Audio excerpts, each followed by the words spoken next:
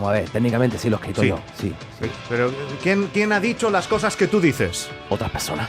Otras personas. Yo te digo una cosa. Yo no he dicho nada. Yo no he dicho nada. 2. Yo no he dicho nada. Yo no he dicho nada. Eso lo has insinuado tú. Yo no he dicho nada. Y yo no he dicho nada.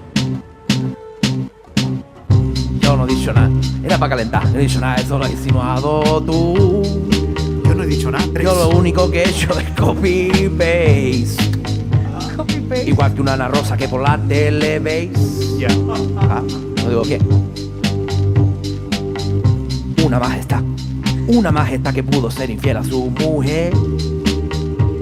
Con la es de un domador, un circo bárbaro es. A ver, aquí el único que no pilla cachos soy yo. Con esa cara. Es igual que el Presi.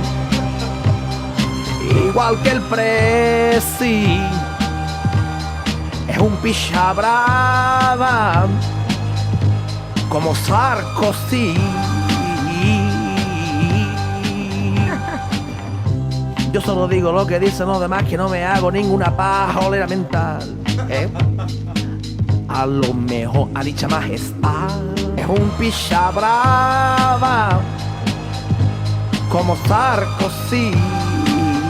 Lo terrible de todo esto, Sí. y no lo he hecho yo, Sí. es el peinado de cierta princesa. Sí.